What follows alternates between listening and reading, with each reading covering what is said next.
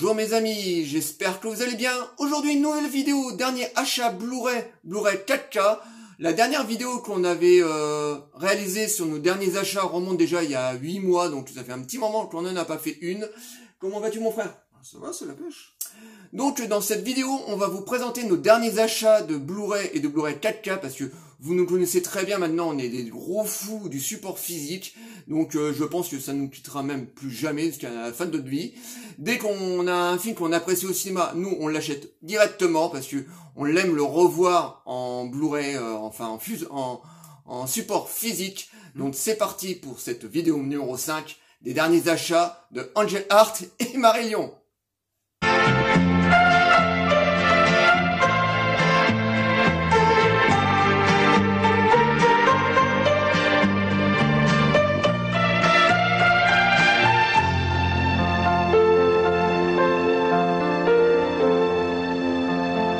Pour commencer cette vidéo, on va commencer par du très lourd, un film de super-héros, non pas Marvel, mais là, cette fois DC, qui a cartonné au début de l'année, et ce film est The Batman.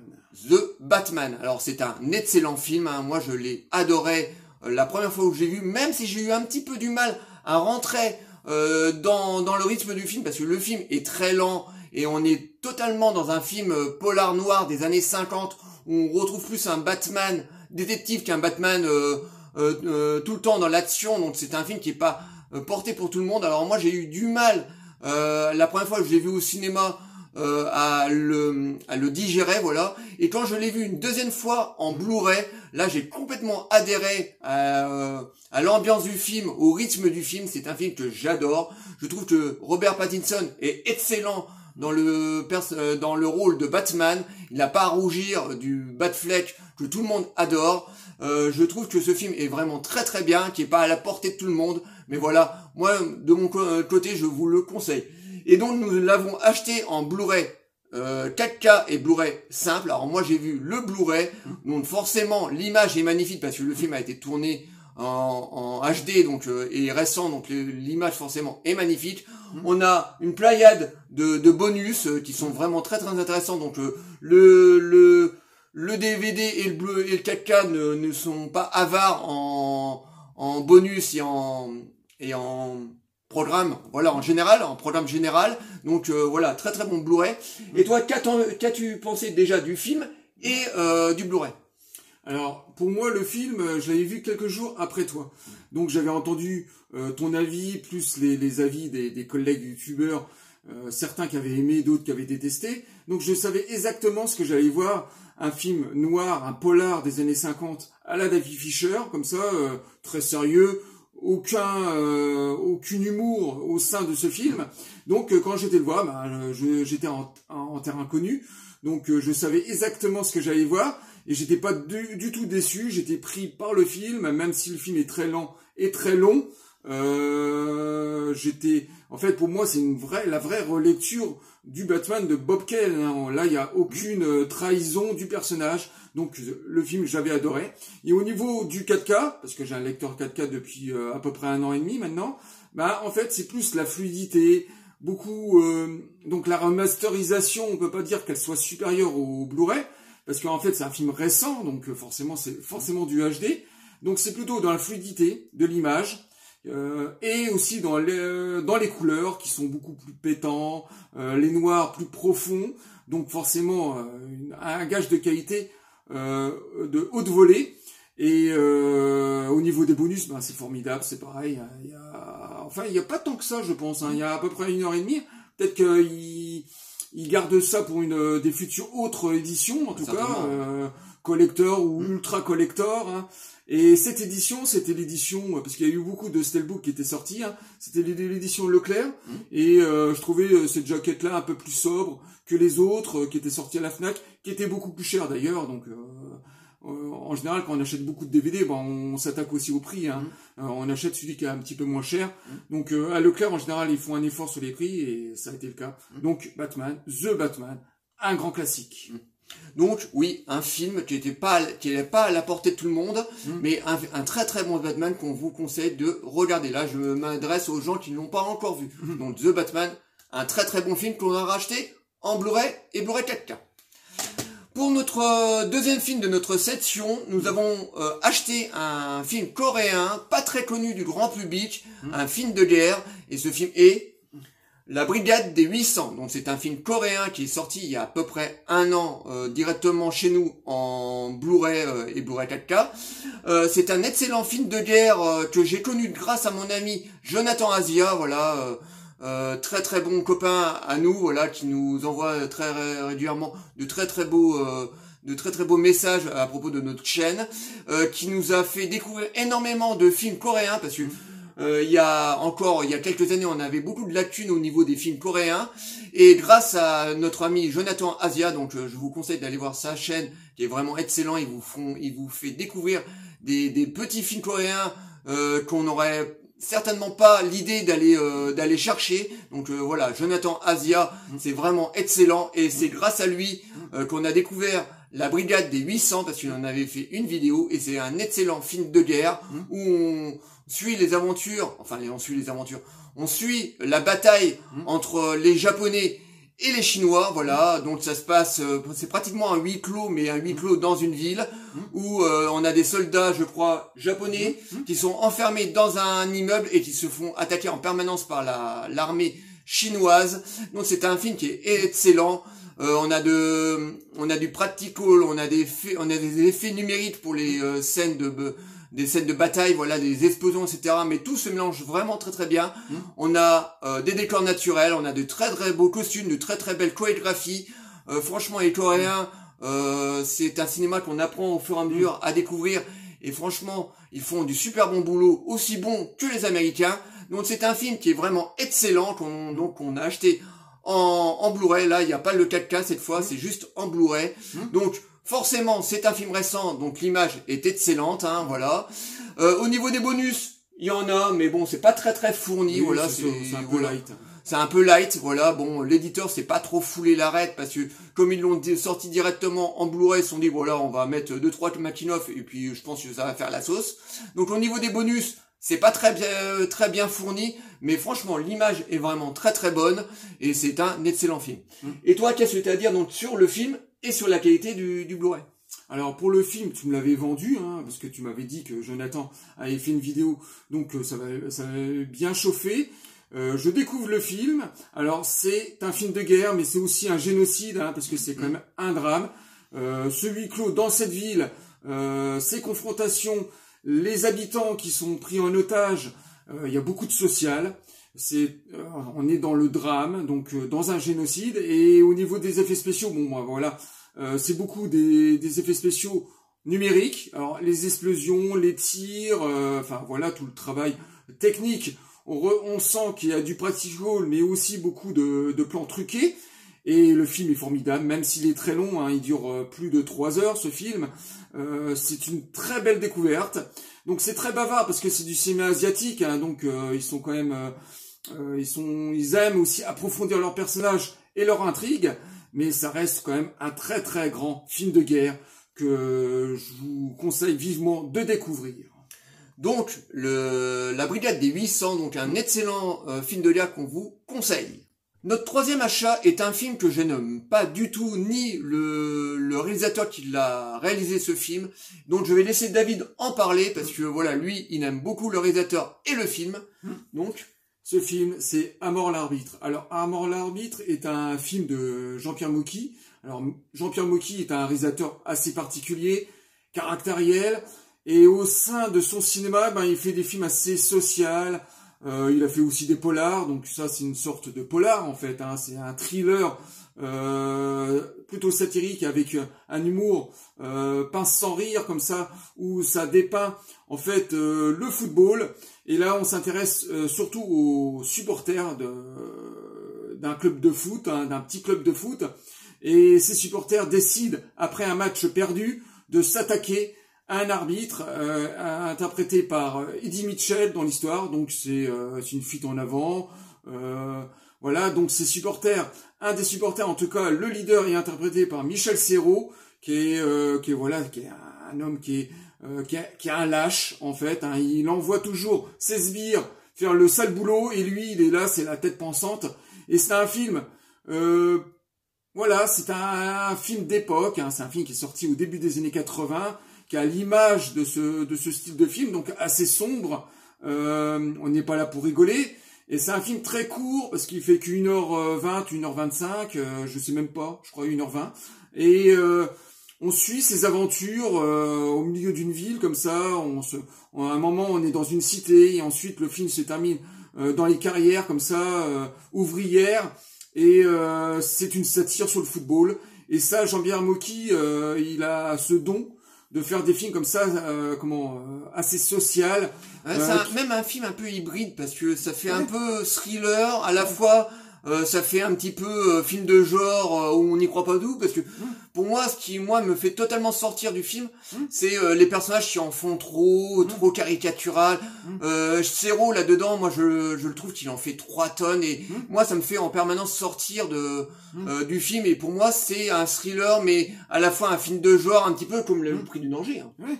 Oui, non, mais bien sûr, il y a de la fantaisie dans ce film-là, mais on est aussi dans le réalisme. Hein. On peut imaginer que l'effet de groupe, l'effet de supporters comme ça peut arriver à des émeutes, de rage. On n'est plus soi-même quand on est fan de football, et c'est le cas pour ce film. Donc c'est un petit film qui était oublié par certains et un classique pour d'autres. Donc il vient de ressortir il y a quelques mois en Blu-ray. J'ai pas hésité de le racheter parce qu'on l'avait déjà en VHS avant, et j'étais pas déçu au visionnage de nouveau de ce film classique de Jean-Pierre Mocky.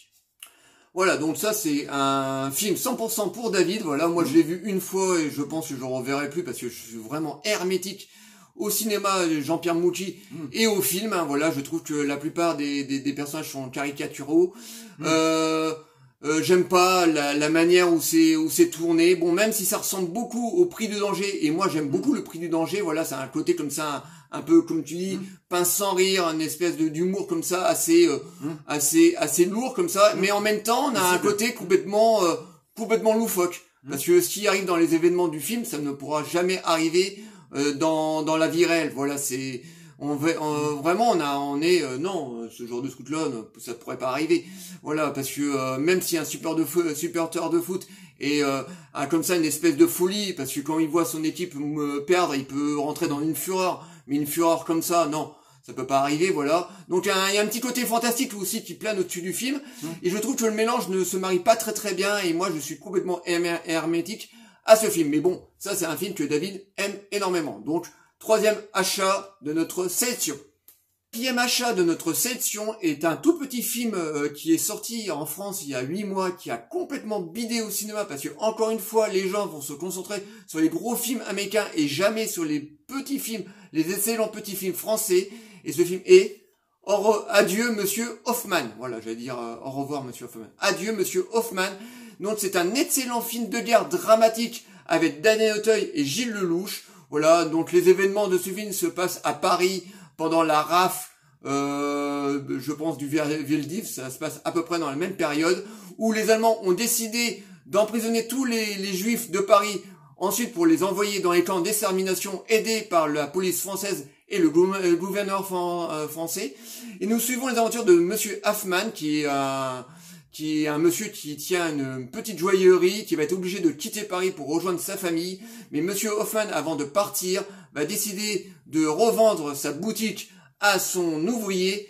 Et malheureusement, son plan ne va pas se passer comme prévu. Alors c'est un excellent petit film de guerre dramatique que je vous conseille, qui a malheureusement, comme je vous disais en début, n'a pas rencontré du tout son public, voilà, et c'est vraiment excellent, surtout pour son casting.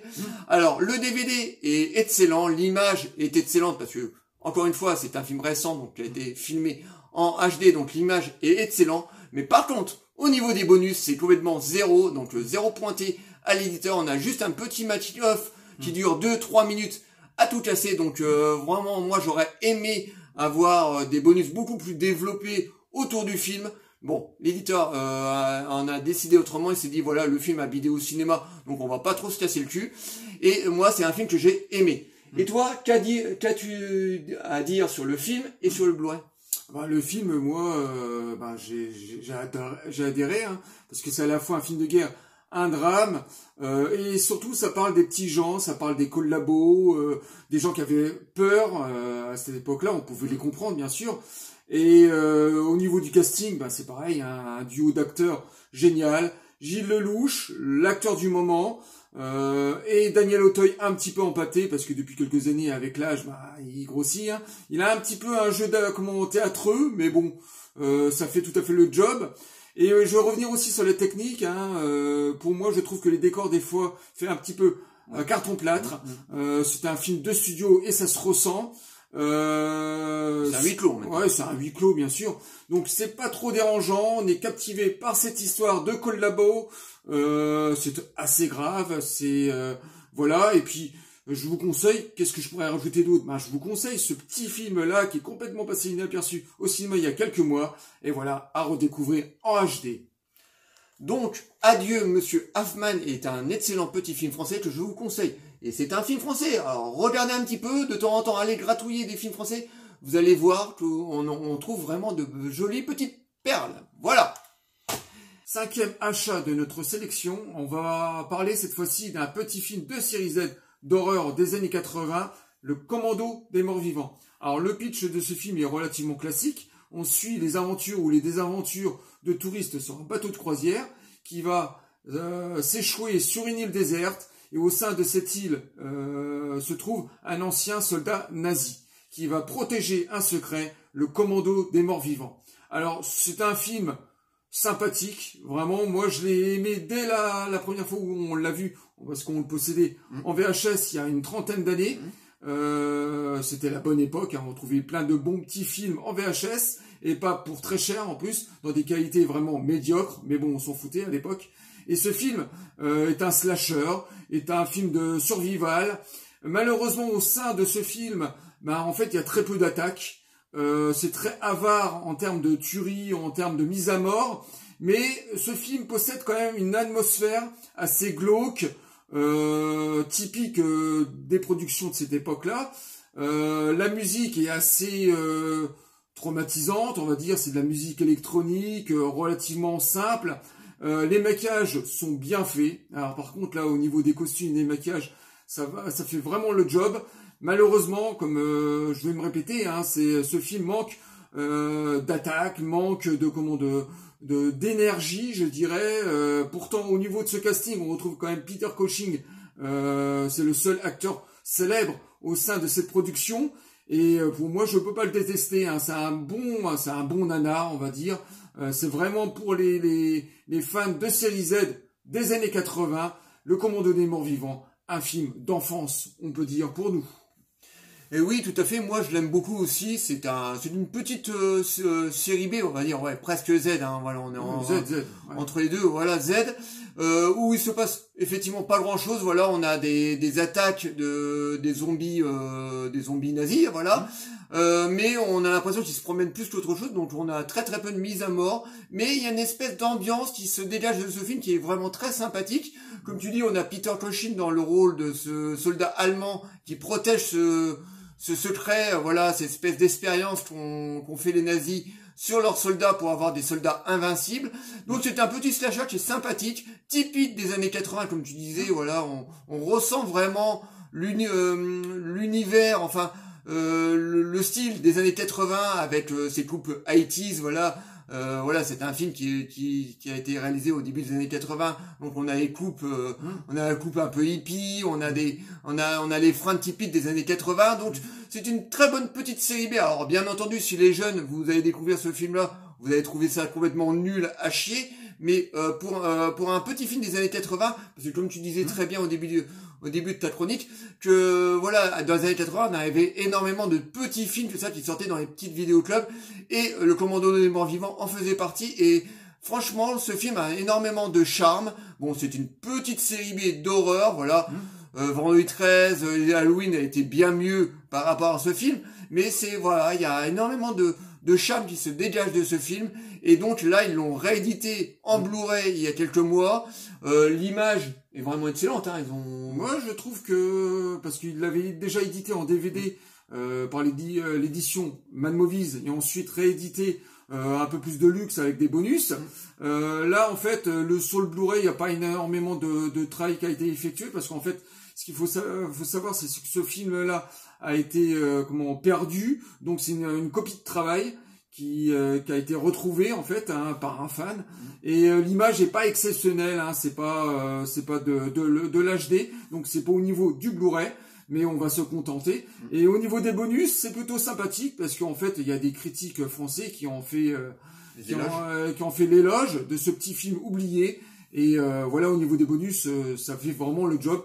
Et puis, au niveau technique du Blu-ray, ben voilà, c'est la qualité DVD, tout simplement. Oui, donc c'est un sympathique petit film d'horreur qu'on vous conseille de découvrir ou de redécouvrir ou ne pas regarder du tout, parce que ça va être hermétique pour certains. Si vous aimez les gros films d'horreur avec des jumpscares, bah c'est pas du tout là-dedans que vous verrez. Là, vous avez plus un slasher typique des années 80, un petit peu avare, même beaucoup avare au niveau des scènes de tuerie. Mais il a son charme. Ouais, voilà. Moi, je considère ce film souvent comme le premier film de George Romero, La Nuit des Morts Vivants. Voilà, ça se passe exactement la même chose. On a beaucoup les zombies comme ça qui se baladent, qui attaquent, mais on n'a pas de grosses scènes. Voilà, tout marche à l'ambiance. Et franchement, c'est un film qu'on vous conseille parce que nous, on l'aime énormément. Voilà, nous avons terminé la première partie de notre vidéo dernier achat Blu-ray parce qu'on a d'autres DVD qu'on a acheté et là on va s'arrêter là parce que la vidéo va durer beaucoup trop longtemps et c'est pas le but de faire une vidéo d'1 heure. Voilà, donc là on a fini notre première partie, donc la deuxième partie sortira dans les prochains jours, ne vous inquiétez pas. Donc j'espère que cette vidéo vous aura plu, donc on va faire le petit pitch de la fin. Likez, abonnez-vous. N'hésitez pas à nous envoyer des messages sur les films qu'on vous a présentés, on vous répondra toujours avec plaisir. Et à très bientôt pour la deuxième partie. Ciao les amis.